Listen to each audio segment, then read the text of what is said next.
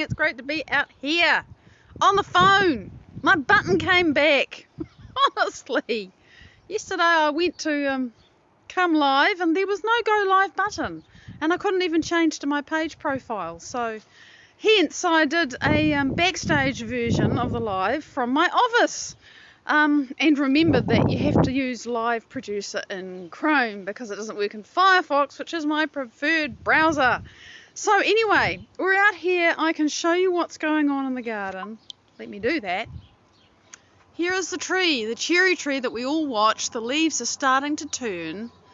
And of course behind it we have the magnolia, which is likewise starting to do its fall thing, autumn thing. Good morning, good morning.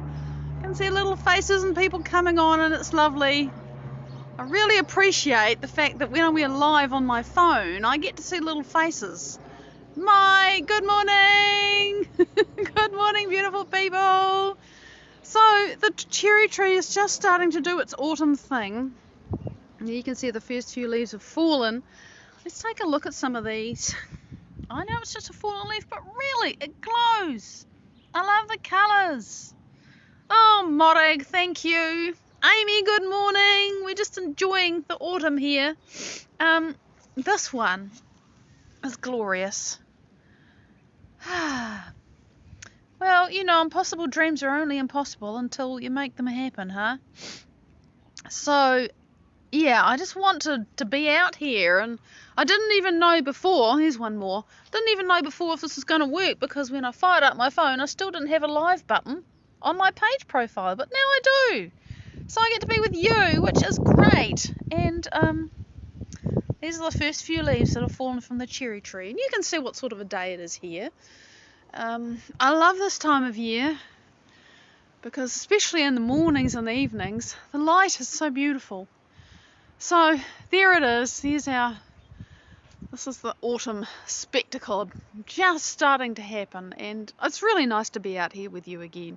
There's not a lot flowering in the garden. It's actually a season for taking things out, cutting things down, generally cleaning up and heaving a sigh of relief that you've made it through the summer without it all turning into a jungle. So, you know, and there's an area here under development. This will turn into something that's as tall as that, but different, naturally. Here's the orchid looking scruffy because its leaves have got old, but you can see there are flowers coming, which make red berries later, and then all the leaves will come new again. I won't have to prune it this year. It's still a manageable size. We have the little miniature roses that I put here, and they've been languishing under the cherry tree, which gave them too much shade, and hopefully they'll come back much better next year. So, you know, and we have feverfew, which is just always here. Good day, Misty. It's lovely to see you. Despite the dramas, despite the difficulties, despite whatever, I choose to focus on right here, right now, because that's the best thing for me to do.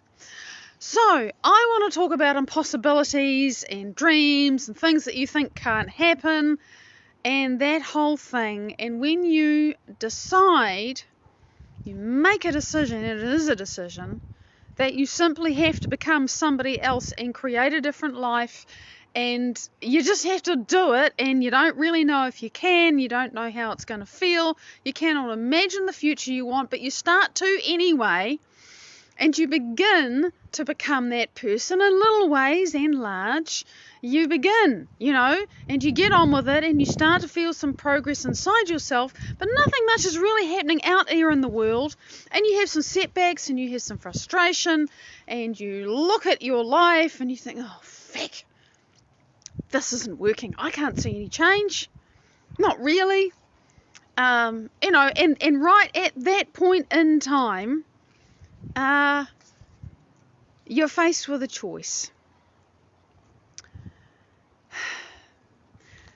You're faced with a choice about whether you are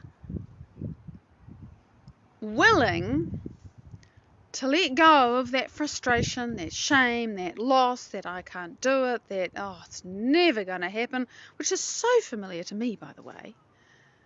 Whether you're going to let go of that and continue to choose who you are and how you feel, or you're going to go back to it and make love to it. Ugh. And it feels so freaking good to do because it's familiar and it's easy, and your body is saying, oh yeah, give me that chemistry. I know how it feels to feel resentful and frustrated, and I don't want to change. It's very natural and normal that we want to go back to the emotions of our past, because the body is chemically conditioned to love them. Even though we feel shitty, the body is really used to feeling shitty, and it knows it and it likes it. It might be killing you, it might be making you sick, and it's certainly not helping you create the life that you desire. But the body says, no, no, no, no, no, no, no. I know what this is. I know what to do with it. And it is kind of funny, mister, you're right, when you sit back and realise this is what the body's doing. And all because the body craves the familiar, because it knows that it's safe, even if it's slowly dying in the process of being safe, being miserable. You know, we get so used to it.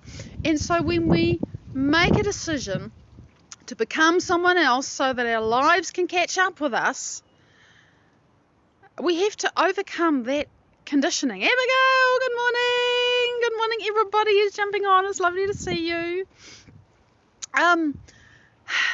It's very easy to think, oh God, nothing's happening. I'm feeling so frustrated.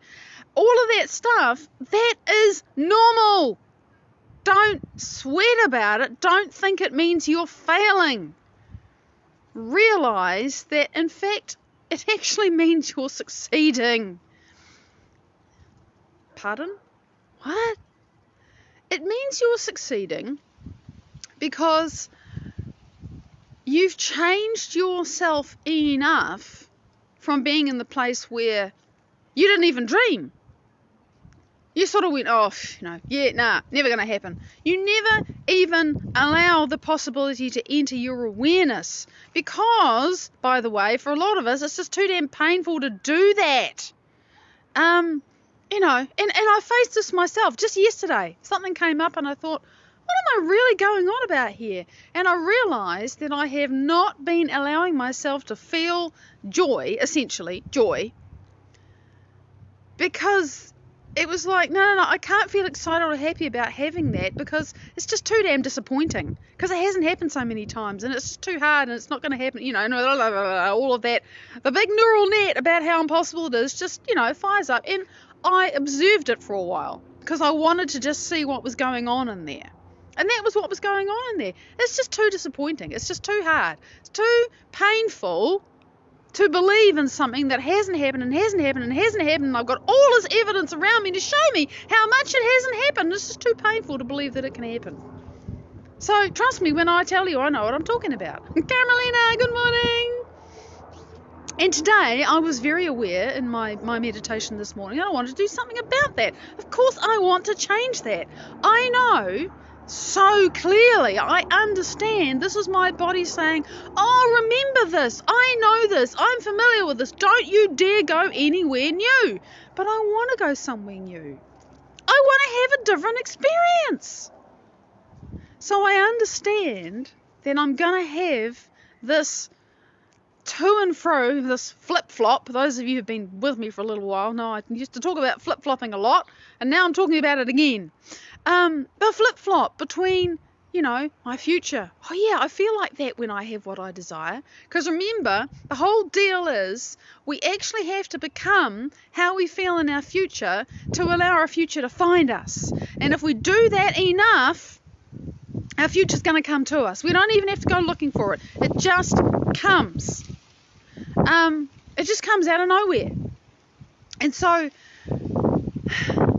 this is something that I'm doing more in my meditations too, because of the kind of meditations I'm doing, and thank heavens for the work of Dr. Joe Dispenza, because it's changed me so much, and I'm so grateful I get to do this every day. It's like I get to take the most amazing ride and experience holiday from myself and create myself anew every day. I can't believe I get to do this. Anyway, so I'm starting to get to know my future self, the me that is living the life I desire. And the other thing I realised yesterday is, oh my God, if I really am that person, shit, I still don't know how that feels. because I've been working on very general feelings about how it feels to be that person. Hang on, I've got to fish around and find my clock. It's in the wrong pocket on the wrong side. Oh, there we go.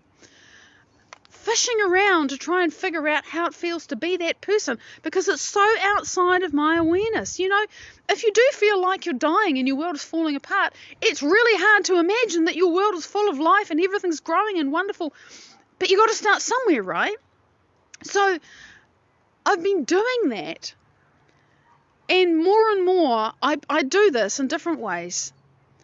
I'm starting to create a future me, a me that is living that life. I'm starting to get to know that person, and at different times and in different ways, I recognize that future self waving at me from around the corner and saying, come on, you can get here, you can do this, you can be this. Morning, Laura, great to see you. My future self is calling me. My future self is saying, you've done this, I'm here, it's amazing, come on, you can get here. And by the way, I'm coming to you. You just got to become me.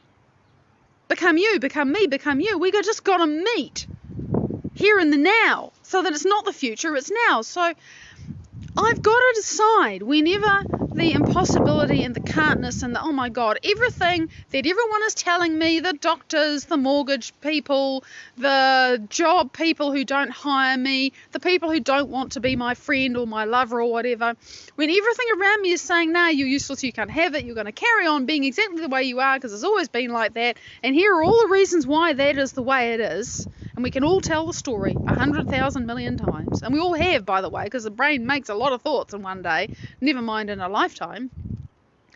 I have to decide if I'm going to buy into that or put my attention and my love and my energy into who I want to be. And some days it's easy, and some days it's a massive choice, and some days it's over and over and over and over. I have to say, no, body, I'm not going to let you tell me the same old story anymore about who I am and how impossible it is to do what I desire to do in life. Because bloody hell, if I have this desire and it possesses me, and it does, then there must be some way that it can come true. Because if I didn't feel it like this in every cell of my body, it says, I am here to do this thing, and nothing else makes any sense to me at all. No other reason to be alive, really. Well, that must be because it's mine to do. And I think whatever it is that we desire, you know, we have to love on it enough until it possesses us, until it becomes something that is like a light inside your soul, even when all of the evidence around you is essentially saying, you're certifiable. How in hell are you ever going to make that happen? What are you talking about? Go away and do something that you can recognise as a normal thing that is normal for people to do. But, you know, it's taken me 40 mumble years to figure out that I am not that person. I said it to somebody just yesterday. I was having a chat with an accountant, very nice lady. She said, oh, you know, what do you want to do? And I told her, I said, it's taken me most of my life, or 50 years, however long it is, 40 years, to figure out that I'm never going to be able to say to people, I'm a plumber, I'm an accountant, I'm a this, I'm a that. I don't fit into any of those holes, those things, and none of them are bad. They're all great. I spent so long trying to work out what that was for me, and I finally realised none of those fit. I'm a one of a kind. I mean, we all are. But, you know, what I want to do in my life really is one of a kind. And so I have all this chatter going on in my head about, you're mad. It's never going to happen. How in hell are you going to do this? It's way bigger than you. Yeah, it is. And I have to keep reminding myself, actually, that the thing I want to do, my impossible dream, isn't even really my dream. It's something that life wants to live through me. And that actually helps me let go, because in a way, it's not my problem. I just have to continue to be, to love on, to put attention and energy into who I want to be until I start to feel it. And you bet I was doing that this morning. Had such a clarity when I woke up today, realizing that all of the little things in my body actually stem from, wait for it, a chronic lack of joy. And I can tell you the story about how it happened. I understand it. I get it. I know how my body got programmed into being like that.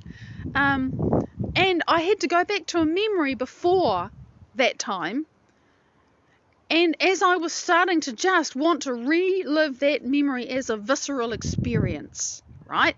Note that. You got to feel it like you're there. I was wanting and choosing willfully to go to something in my memory banks that is actually untainted by all of that stuff. Remember, nobody's fault. Just how it happened. And going back to it, I had to actually move through all the sorrow that was around it because of what I felt I'd lost. What I felt, what I decided, what I judged, what I perceived I'd lost. I had to move through that, and on the other side of that was joy. On the other side of that was abundance and connection and feeling like I'm supported and there's so much for me. On the other side of that, I had to go through it. Notice I didn't analyze it, put all my attention on it. Just like, no, I can feel this thing on the other side of it, and I'm going to keep reaching through it for what I want to feel. And I think I don't know if I made it clear, I realized not too long ago that my body really has been addicted to sadness. Sadness felt so good. Feels so good to cry. Yeah, it does. But, what about the joy? So I'm having to break my body's addiction to sorrow. I kid you not. And it resists going somewhere new because, I'll feel happy and then something will happen. It'll all be taken away from me and I'll feel sad again. No, that's a lie. I'm just not doing it anymore. And perhaps you can hear how determined and passionate I am about this. I'm just not going to let my body be my mind. I'm just not going to let all of that conditioning that I unconsciously did and allowed and, the programming, no, because it will keep me sick. It will keep me unwell. Not that I'm terribly sick, but, there are conditions in my body, and I understand. I am so grateful. If I hadn't started doing this work 2 Aprils back, in April 2019, when I really got into it, I have not missed a day since. If I hadn't started doing this work then, I would be a lot sicker now. Chronic conditions just starting to go sour. I'm turning that battleship around. It hasn't been a fast journey. Has anybody noticed that? I've been so deeply unconscious to my own programs, just as you are. And it takes determination, it takes dedication to turn that ship around. So, coming back to the topic, big diversion, but, hey, this is my garden and this is my rave, so I can rave about it. It does take courage to look at it, and it's a surprising kind of courage. Like, I talked about courage the other day, Laura. It's not the white-knuckled, I'm going to get through this and I'm going to fight through it and No, it's a courage that is about being aligned in head and heart and being present with something that was painful and allowing the energy to shift and let go and putting your attention on what you want instead of what you don't want. No longer even willing to write the words about how bad I feel, what's awful in my life. Nothing. You notice I never talk about the problems. I only talk about things after I've moved through them, after I have something that is elevating and uplifting and useful to me to affirm and useful to you to know. I do not want to know what the issues are. Because the more energy I put into them, saying, oh, how awful, how sad, it's scary, it just affirms it. That's putting energy into my past. It's putting energy into your past. It's such a huge habit to break. To stop putting your attention on anything except what you want in life. Especially when it's all around you. It's wall to wall. It's everywhere. But that's the choice we have to make. How much do you love your future? How much do you love your past? How willing are you to let go of your past entirely, to stop being your past, to stop living your past, to stop thinking your past, all the while it's all the way around you? That's the challenge. That's why real change is not for everybody, because it takes determination and dedication to do that. Morning, Andrew. Lovely to see you. See your little starburst up there. So it is about our own pace. Yeah, totally. We can't beat ourselves up, because it's taken however long it's taken for us to wake up as much as we have. But honestly, if there is one thing that I would ask you to do today, it's to pay attention to what you're paying attention to. And stop putting your energy and attention into anything except what you want in your life. For some of us, that's a pretty big, oh my God, when you really get dedicated to paying attention to your thoughts and what you're putting energy into, it's like, oh shit. You mean I spend about 2% of my day thinking about what I desire, and the rest of the time I'm not even aware that I'm saying, oh God, this is so hard. It's so difficult. I feel awful. This is so bad. We're just not aware of how much energy we put into. So there's this constant flip-flop, the constant, oh my God, I'm doing it again. What was I going to think again? What was I going to feel again? I know that feeling's impossible, but anyway, what was it that I was thinking about feeling? Or feeling about thinking? Whatever the hell it was. At least if you're asking that question, you're no longer paying attention to the whatever it was that you were paying attention to. It's so simple, but it's very profound, and it takes great determination to do it when you've been doing something else your entire life. So, that's my rave. I know I'm out of time. It is Friday. I am grateful to be out in my garden with my phone having all the right buttons on it so I can go live with you. I thought I was going to use my laptop in the lounge, but no, it's all good. We're back. So, go forth into your Friday or your weekend. Have a blessed day. Choose your focus. And if you feel frustrated, that is just another opportunity to love on your future and let go of that frustration, because I guarantee you that's part of your past. Big love. Thank you for joining with me today. Enjoy the resonant replays over the weekend, and I will see you Sunday, Monday. Bye-bye.